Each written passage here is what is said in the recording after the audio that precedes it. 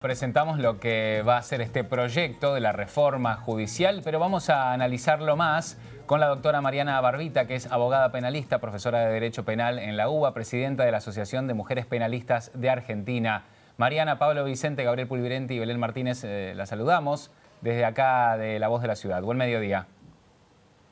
Buenos días, buen mediodía para todos y todas. Gracias por la comunicación. Gracias por atendernos. Bueno, estábamos haciendo la presentación de lo que puede llegar a ser esta reforma. ¿Podríamos tener una justicia un poco más rápida con la duplicación de los juzgados que recién estábamos contando? Bueno, en primer lugar decirles que en mi caso particular, cualquier reforma creo que es beneficiosa en el sentido de que pone en movimiento una vez más estas estructuras tan conservadoras, tan patriarcales, tan monopólicas que ha tenido históricamente la justicia y en particular la justicia federal. Sí. Digo, cuando uno piensa en esto de la posibilidad de la reforma, piensa, por lo menos en mi caso, en justamente integrar no solamente jueces, sino juezas, ¿no? Empezar a discutir la paridad de género, que es muy importante a la hora de juzgar. Así que, si vos me preguntás que esto puede tener agilidad, yo creo que sí, porque hay mucha concentración, hay mucho trabajo y los tribunales están bastante, llenos de muchos expedientes que también a la luz del sistema acusatorio que se empieza a trabajar, eso puede bajar el nivel de casos. Imaginemos, por ejemplo, que el Ministerio Público Fiscal, descarta porque entiende que no hay delito o porque entiende que es insignificante los casos, por ejemplo, de hurtos de bicicletas. Y les cuento este caso porque, aunque ustedes no lo puedan creer, hay muchísimos expedientes iniciados por este tipo de cuestiones que se llaman técnicamente insignificantes. Entonces, tenemos que empezar a despejar estas cuestiones y dedicar el Poder Judicial a casos realmente de mucha contundencia, como por ejemplo los femicidios o los feminicidios, como también se menciona. Entonces, para mí es una alegría poder volver, a rediscutir la posibilidad, ¿no?, de que se reforme la justicia. Yo soy operadora de la justicia, soy abogada penalista, litigo, con lo cual todos los días, y ustedes seguramente también lo saben, quienes estamos a cargo del litigio, nos encontramos con esta gran estructura y a veces con paredes imposibles de quebrantar. Así que bueno, para mí, la posibilidad de que esto se mejore, siempre creo que sea bienvenido. No sé si es el momento específico, esto se ha discutido en estos días, claramente la virtualidad o no de generar ahora la reforma con la pandemia que estamos sufriendo todas y todos, pero claro, bueno, donde las prioridades están en otro lado, Mariana.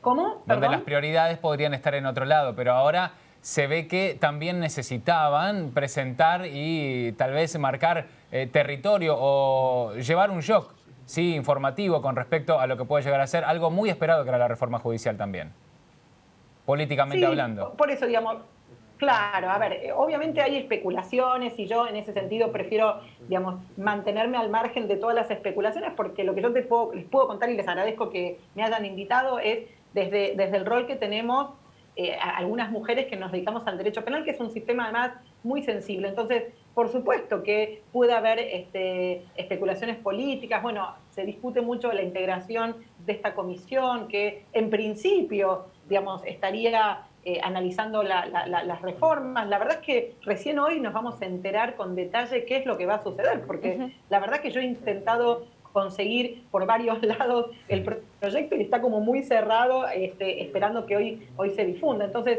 esperemos con calma qué vamos a encontrarnos y a partir de ahí empezar a discutir. Lo que sí tiene que quedar claro es que cualquier reforma requiere que la justicia sea más eficaz, más eficiente, con perspectiva de género, rompiendo estos modelos, insisto, muy conservadores. Por ejemplo, el ingreso democrático a la justicia. Ustedes mencionaban la cuestión de los juzgados federales en las provincias. Yo también litigo. De hecho, soy abogada de un ex juez federal de Corrientes. Y la verdad que lo que él siempre cuenta es cómo los jueces y juezas, pocas, porque no hay casi mujeres, pero tienen dificultad en mantener, por ejemplo, 8 secretarías simultáneas. Un solo juez tiene que atender 8 ventanillas de distintas cuestiones, por ejemplo, la ventanilla penal, la ventanilla civil, la ventanilla tributaria. Realmente es complejo esa situación, ¿no? Y empieza a aparecer estas dificultades de una sola cabeza tomando las decisiones específicas de todas estas materias, ¿no? Mariana, me gustaría preguntarte en este caso por el sistema acusatorio. Estábamos hablando, mientras presentábamos la nota, sobre las diferencias que va a haber en esta reforma y sobre ese modelo de justicia que quizás consumimos a través de las series. Por ejemplo, La Ley y el Orden, donde vemos al fiscal que acusa, al juez que decide, el juicio por jurados. ¿La justicia argentina se encamina a eso o va a costar todavía que el juez simplemente se haga a un lado en lo que es la investigación, en lo que es la parte preliminar del juicio y deje que el fiscal haga su trabajo? Bueno, está buena la pregunta. A ver, el diseño constitucional ya marcaba esta idea del sistema acusatorio, donde vos tenías separadas las funciones del juez o jueza y las funciones del fiscal o fiscala, porque también les cuento que en el marco del lenguaje inclusivo está admitida la posibilidad de denominar así al Ministerio Público Fiscal.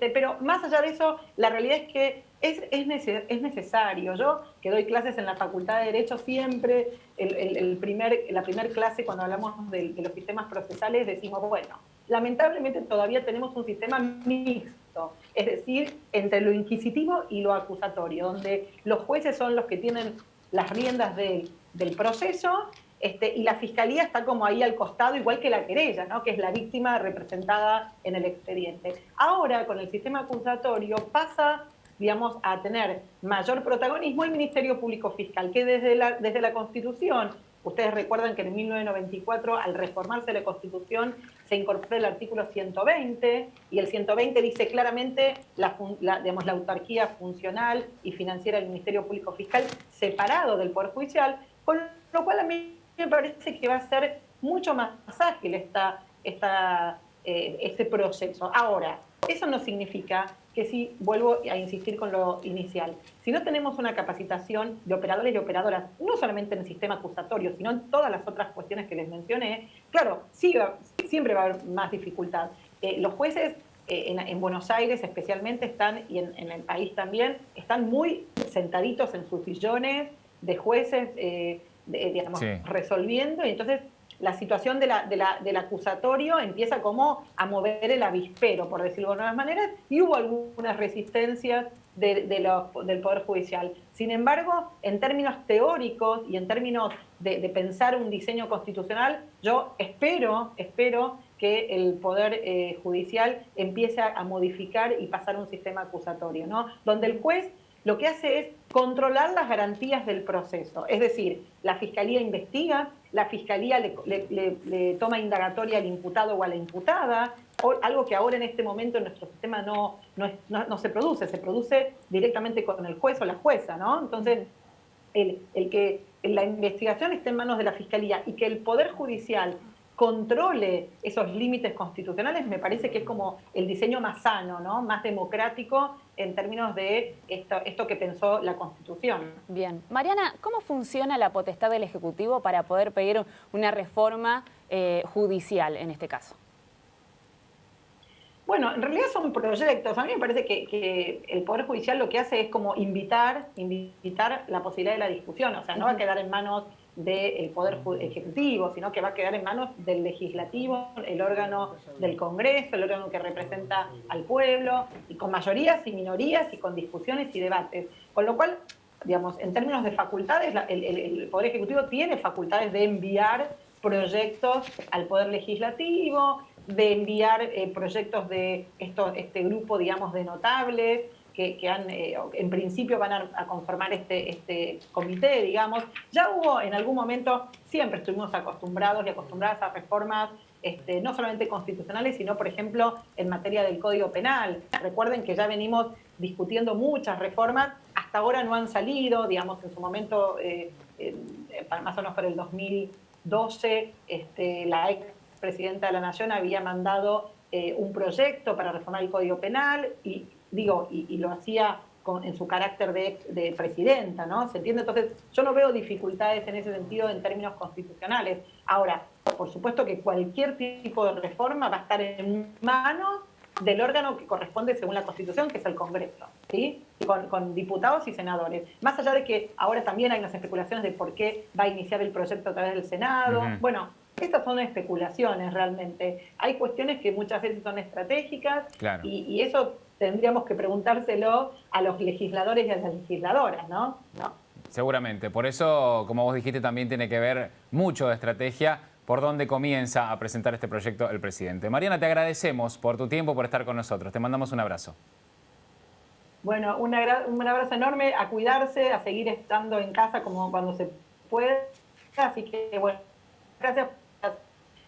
A disposición de todos y todas. Gracias, igualmente. Chau, chau. Estábamos hablando con la doctora Mariana Barbita, que es abogada penalista, profesora de Derecho Penal en la UBA, presidenta de la Asociación de Mujeres Penalistas de Argentina, en referencia al análisis de lo que se viene, la presentación del proyecto de la reforma judicial en esta tarde.